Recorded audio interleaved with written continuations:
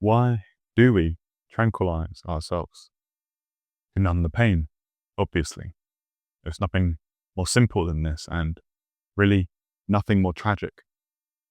You see, we naturally crave escape from discomfort, from a reality that we do not want to face. And so we reach for anything that provides us an illusion of control, a perception of comfort.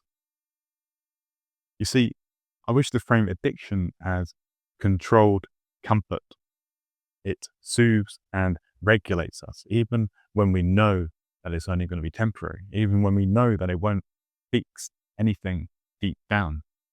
Because, of course, going to the root of our pain, that takes time, that takes effort, and often it makes us feel profoundly naked and exposed.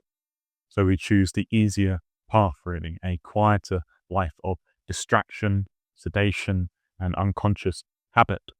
And in this darkness of consciousness, addiction thrives.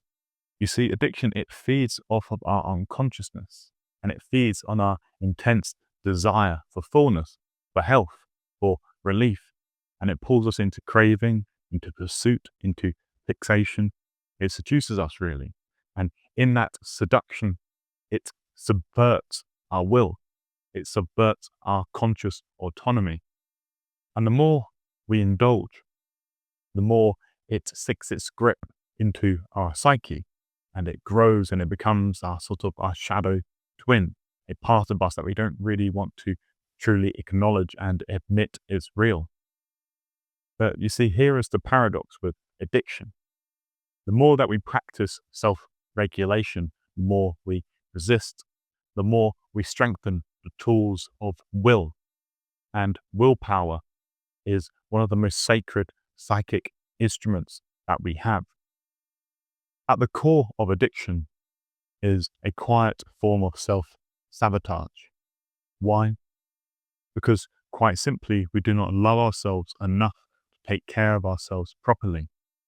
When self-esteem is low, when we believe that we are worthless, destruction becomes permissible.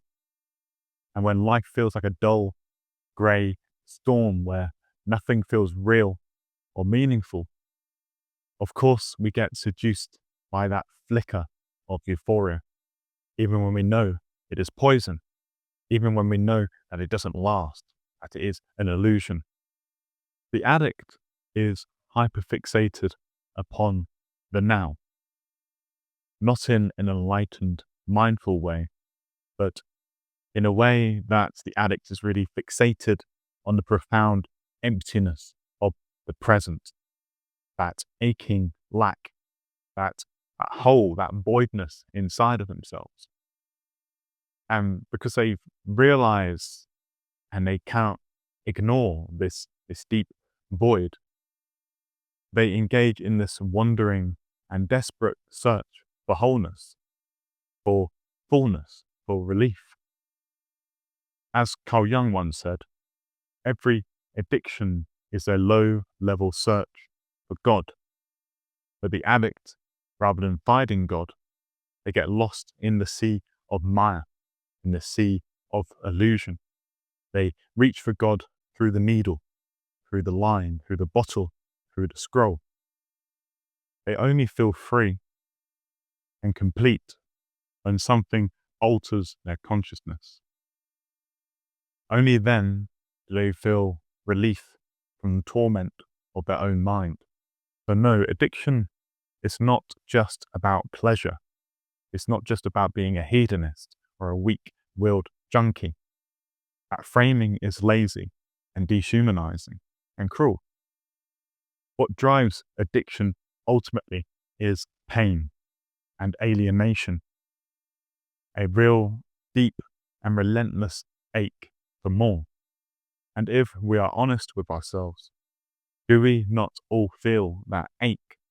Do we not all crave something more? Do we not chase that high, whether it's drug or dopamine hits, to feel less like ghosts and more like people? Do we not chase that which makes us feel alive? You see, the addict, They're not just some far away other, someone who is not us. Really, they're like a mirror because they show us what we all carry. They show us that sort of dull emptiness that we feel, perhaps not in a very destructive manner, but perhaps in a subtly destructive manner. They show us the ways in which we escape from uncomfortable realities. They show us our coping mechanisms, the way we find relief. Just because you don't use heroin or cocaine doesn't mean you aren't addicted to something else. And I think when we seriously contemplate the humanity of the addict, then we humanize their search for fullness, for an escape from pain. We can empathize with them. And we can also empathize with the part of ourselves that is also looking for an escape from pain. Thank you. I hope that's been interesting.